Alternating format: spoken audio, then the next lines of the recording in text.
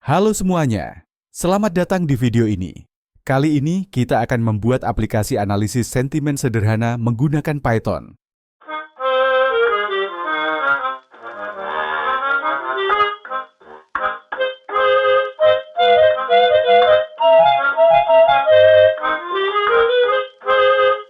Analisis sentimen berguna untuk memahami kalimat atau opini dalam teks, apakah positif, negatif, atau netral. Kita akan menggunakan beberapa teknologi utama. Pertama, Python sebagai bahasa pemrograman yang sederhana namun kuat. Kemudian, NLTK, khususnya fitur VADER, untuk menganalisis sentimen berbasis leksikal secara akurat.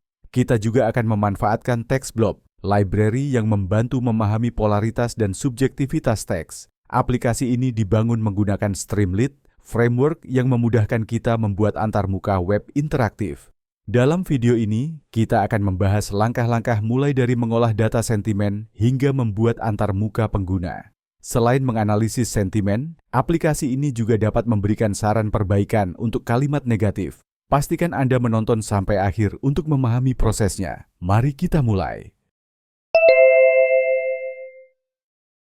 Pertama-tama, kita akan menggunakan beberapa library utama. NLTK digunakan untuk bekerja dengan leksikon VADER, sebuah alat analisis sentimen berbasis leksikal. TextBlob akan membantu kita menganalisis polaritas kata atau kalimat. Terakhir, Streamlit digunakan untuk membangun antarmuka pengguna berbasis web yang sederhana. Kita juga mendownload leksikon VADER menggunakan perintah sebagai berikut. Kita membuat daftar kata positif seperti bagus, hebat, dan menyenangkan, serta kata negatif seperti buruk, gagal, dan benci. Selain itu, kita tambahkan dictionary antonim untuk membantu proses koreksi kalimat negatif. Contohnya, buruk memiliki antonim baik dan gagal memiliki antonim berhasil. Kita juga menyediakan custom dictionary untuk menangani kata-kata spesifik seperti bodoh yang diberikan skor negatif atau pintar dengan skor positif. Dengan ini, kita bisa memberikan analisis yang lebih akurat. Bagian ini menangani kata-kata negasi seperti tidak atau bukan. Fungsi handle negations memastikan bahwa kata setelah negasi seperti tidak baik diproses dengan makna yang benar. Misalnya, kata positif seperti baik setelah negasi akan dianggap sebagai negatif. Kita juga menambahkan fitur koreksi kalimat negatif dengan fungsi correct negative sentence. Fungsi ini mengganti kata negatif dengan antonimnya. Misalnya, kalimat kamu bodoh akan dikoreksi menjadi kamu pintar. Ini membuat aplikasi tidak hanya mendeteksi sentimen, tapi juga memberikan saran perbaikan. Selanjutnya, kita menggunakan fungsi calculate sentiment untuk menghitung jumlah kata positif dan negatif berdasarkan daftar yang telah kita buat. Hasil akhirnya adalah teks yang dikategorikan sebagai positif, negatif, atau netral. Kemudian kita menggunakan detect sentiment TextBlob untuk mendapatkan persentase sentimen positif, negatif, dan netral. Dengan TextBlob, kita juga bisa menganalisis kata-kata yang tidak ada dalam daftar dengan pendekatan polaritas. Untuk membangun antarmuka pengguna, kita menggunakan Streamlit. Input teks diterima melalui stText area. Ketika tombol analisis sentimen ditekan, aplikasi akan memproses teks dan menampilkan hasil analisis menggunakan stWrite. Hasil yang ditampilkan meliputi kategori sentimen dari VADER, persentase sentimen dari TextBlob, dan koreksi untuk kalimat negatif jika ditemukan.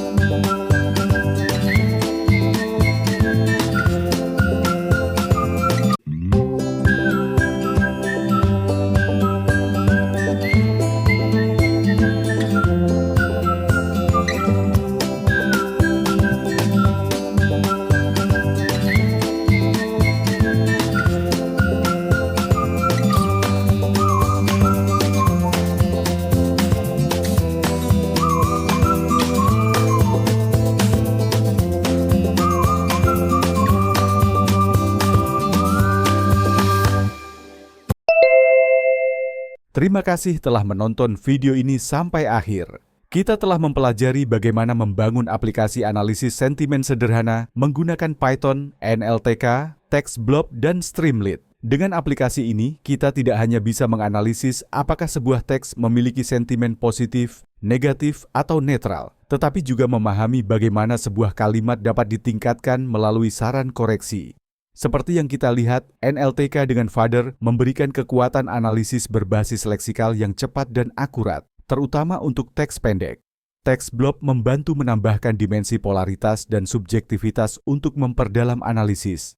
Selain itu, Streamlit memungkinkan kita menyusun antarmuka pengguna yang interaktif dan mudah digunakan, bahkan oleh pemula. Tentu saja, aplikasi ini masih dapat dikembangkan lebih lanjut.